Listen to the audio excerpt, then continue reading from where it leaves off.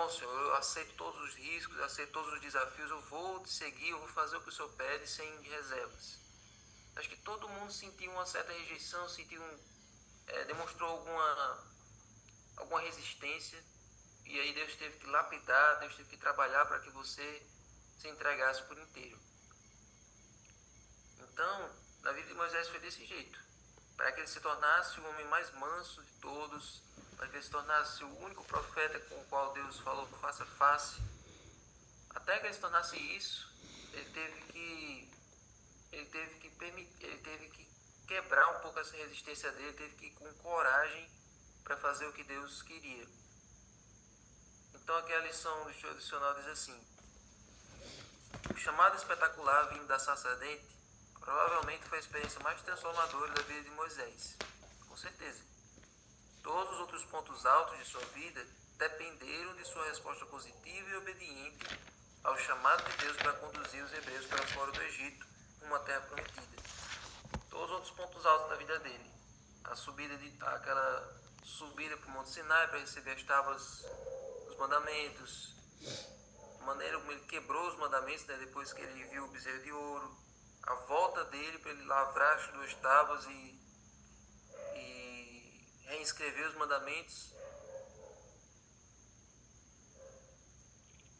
Ali aquele momento que ele passou 40 dias e 40 noites diante de Deus, e quando voltou com o rosto brilhando. Enfim, todos os outros momentos grandes da vida dele, os momentos importantes, dependeram desse momento aí, da decisão que ele tomou nesse momento aí. Da mesma maneira, todos os grandes momentos da nossa vida, da nossa caminhada com Deus, da nossa vida cristã, a gente nunca teria vivido se ele tivesse dito não lá no começo. Sabia disso? Já pensou se você não tivesse aceitado Jesus? Se você tivesse dito não lá no começo? Quantas coisas grandes da sua caminhada cristã, da sua travessia do Mar Vermelho, tantas coisas maravilhosas que você já viveu, que você não teria vivido? Você teria tido uma vida totalmente diferente, sem ter experienciado todos os livramentos, todos os momentos que você sentiu a presença de Deus na sua vida, que você sentiu uma transformação, que você sentiu o poder do Espírito Santo agindo através da sua boca. No mundo você não teria isso, entendeu? E isso é um pensamento bom, porque ajuda você a valorizar o fato de você estar na igreja, o fato de você estar nos caminhos de Deus. Uma tentação que Satanás coloca é dizer assim: não, você está aqui, você está na prisão, você não está vendo nada, aqui não é vida, aqui é chato, aqui é um atraso. Mas o tanto de coisas boas que você vive aqui dentro, que você vive andando na linha, obedecendo a Deus, você não viveria no mundo. No mundo você só teria decepção, só teria desgraça e solidão e enfim. Então, se Moisés tivesse dito não, como é que seria o fim da vida dele? Talvez ele não vivesse mais 40 anos. Talvez ele vivesse até menos e teria um final de vida bem monótono, bem triste, só cuidando de ovelhas. Pensou? De príncipe do Egito, a pessoa morrer cuidando de ovelhas, no meio do nada, no deserto. Entendeu? Então, a vida dele os últimos 40 anos da vida dele foi uma coisa espetacular, porque ele decidiu aceitar o chamado de Deus. Da mesma maneira, quando Deus nos chama, ele nos promete não uma vida de regalias, não uma vida de mar de rosas, mas uma vida intensa, uma vida cheia de experiências ao lado dele. Amém. Se Pedro tivesse dito não, Tiago, Pedro e João teriam morrido pescando. Iam ficar cuidando das esposas deles ali na beira do Mar da Galileia, iam ter uma vida bem chata, iam morrer pescando, né? Mateus ia morrer como um coletor de impostos. E mais, Natanael ia morrer na casinha dele.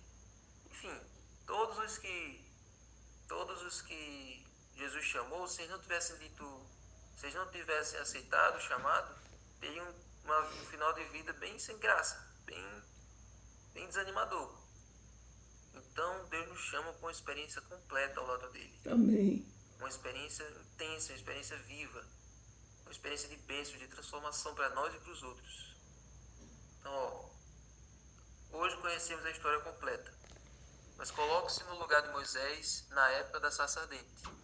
Ele tinha fugido do Egito para salvar a própria vida. E depois de 40 anos, uma nova geração de hebreus havia surgido e muitos provavelmente pouco sabiam sobre ele. Ou talvez tivessem ouvido histórias distorcidas sobre ele. E então ele foi chamado para liderar o povo a sair da nação mais poderosa do mundo. Não é de admirar a sua relutância. Então, é que nem Jonas. A gente viu Jonas agora no final da lição anterior. É a mesma coisa de Jonas. Jonas também, a gente vive reclamando, dizendo que ele é um profeta fujão, não sei o quê, e Jonas ficava desdobrando, não querendo seguir. Mas, já pensou, você ir para um lugar, né, ir para uma cidade, que se você disser alguma coisa diferente, alguma coisa que seja considerada traição, eles pegam você e empalam você, enfiam uma estaca por baixo e sai pela sua boca. Pensou? Você ia sentir vontade de ir para um lugar desse? Você ia sentir a vontade falando no lugar onde, né, que é conhecido por fazer isso com os prisioneiros? Você nem sentir motivação, vou arriscar. Não, ninguém ia. Até quem gosta do perigo não ia fazer isso. Então, Jonas tinha razão. Só que tem razão para ter medo, mas ele tinha mais razões ainda para ter coragem para desafiar o seu medo. Por quê? Porque tinha Deus. Com Deus indo na frente não precisa ter medo. Se Deus mandou ele ir, né? Então, Moisés também. Por quê? O povo não conhecia ele mais. Os que conheciam já estavam bem velhos, já estavam quase morrendo. E os que conheciam ele, assim, dos mais novos, talvez ouvissem histórias distorcidas, ou seja, ele era um príncipe do Egito, aí ele era hebreu, virou príncipe do Egito, enlouqueceu, matou um egípcio, foi pro deserto, deve ter morrido há muito tempo, entendeu? O faraó novo poderia ser mais duro ainda que o faraó anterior, poderia matar ele assim que ele aparecesse na sua frente. Então foi uma tarefa difícil. Então aqui ao final do parágrafo diz assim: mas imagino que Moisés teria perdido se a sua resposta final a Deus tivesse sido não. Talvez ele tivesse simplesmente desaparecido da história, em vez de, pelo poder de Deus, literalmente fazer história e se tornar uma das maiores e mais influentes pessoas, não apenas da Bíblia, mas da civilização humana. Tá vendo? Então, valorize o dia que você aceitou o chamado, que você disse sim. O tanto de pessoas que foram a Jesus por causa de você, o tanto de pessoas que conheceram a mensagem através do seu testemunho. Eu nunca preguei. Tanto de pessoas que ouviram seus louvores. Eu nunca louvei. Tanto de pessoas que você apertou a mão. Eu nunca fui recepcionista. Tanto de pessoas que você visitou. Cada pessoa que foi influenciada por você vai ser uma estrelinha na sua coroa. E nada disso você teria na sua vida se você tivesse ficado longe, se você tivesse dito não, se você tivesse se afastado, se você tivesse recusado o chamado de Deus. Então, quando Deus nos chama, é para fazer história, é para fazer acontecer. Amém. Então, gente, vamos ver aqui essas perguntas para consideração. Primeira pergunta: nos anos tranquilos passados no deserto, Moisés fez tudo o que o Senhor chamou para realizar. Foi um homem de família, cuidava de ovelhas e escreveu 2 livros bíblicos. Então, o que a experiência de Moisés nos ensina sobre os deveres da vida diária? Certo? Então, lá no Egito, como príncipe, a vivência dele era bem diferente. Ele era cheio de regalias, os servos faziam tudo o que ele queria. E Deus chamou ele para ter uma vida pacata, uma vida simples, para preparar ele para ir para a missão.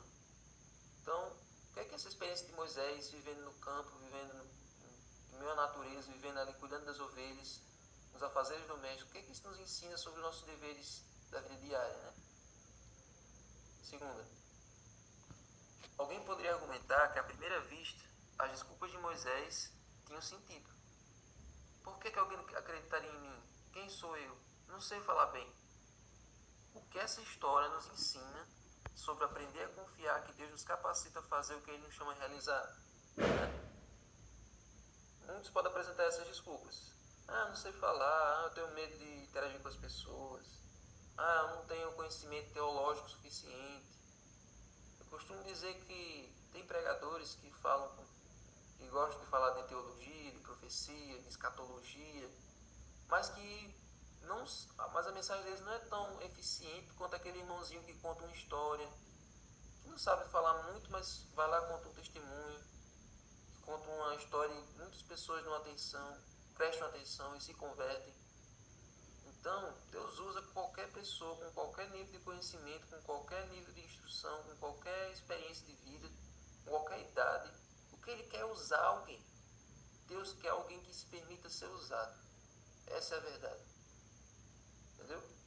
Então, ele não vai chamar os eloquentes, Ele vai chamar os dispostos. Ele vai chamar aqueles que querem ir. Certo? Então, a lição do domingo explica que Moisés escreveu o livro de Gênesis e destaca a importância desse livro para compreender a história sagrada e o plano da salvação. Por que devemos resistir às tentativas de enfraquecer a autoridade do Gênesis, especialmente a realidade histórica dos seus primeiros 11 capítulos? E já é um outro assunto, já é um outro contexto, mas é importante a gente pensar nisso, né? Por que o Gênesis é um livro que a gente não pode descartar, que a gente não pode tirar da Bíblia, que a gente não pode achar que aquilo é uma fábula? Porque se a gente acha que os 11 primeiros capítulos do livro de Gênesis, ou seja, criação, queda, dilúvio e Torre de Babel, as principais histórias, se tudo aquilo ali for mentira, tudo que nós acreditamos é mentira também. A origem do pecado, a lei de Deus, o plano da salvação, tudo isso é mentira, tudo isso cai por terra também. Então nós temos que acreditar que tudo aquilo ali é verdade, foi verdade. E Moisés é que escreveu isso, no tempo que ele esteve no deserto. Então, no momento em que Deus chama você para o deserto, chama você para um momento a sós no deserto, Ele prepara você, você chega mais perto dele. A inspiração dele vem sobre você e você se consagra mais, você estuda mais a Bíblia.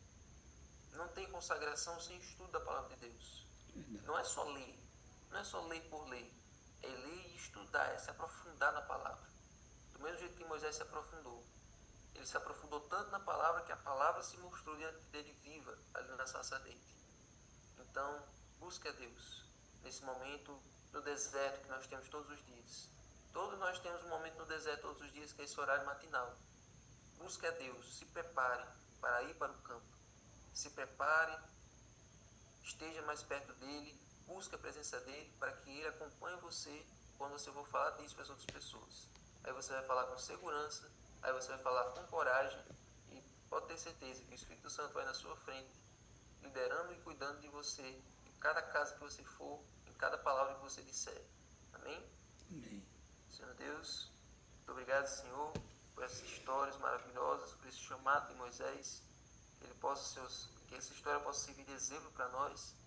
E agora, Senhor, pedimos que cada um aqui, Senhor, diga sim ao teu chamado, não apresente mais desculpas, não apresente mais nenhuma objeção, que cada um aqui, Senhor, possa permitir ser usado poderosamente pelo teu Espírito. Amém. O Senhor precisa de gente, o Senhor precisa de alguém que diga sim e saiba dizer não, alguém que ande o tempo todo de acordo com a tua vontade. Sim, Deus. E que aguente, Senhor, e que não tenha medo da perseguição, não tenha medo da angústia, porque sabe que o que está nos esperando, o prêmio que o Senhor está preparando para nós, um dia vai fazer a gente esquecer tudo isso que a gente vive aqui. Amém. O peso da glória vai fazer a gente esquecer todo esse sofrimento, Amém. toda essa dor, toda essa angústia que nós vivemos nesse mundo. Então, Senhor, ajuda essa igreja, ajuda cada um aqui que está nessa reunião, em nome de Jesus. Abençoa o estudo do livro, em nome de Jesus. Amém.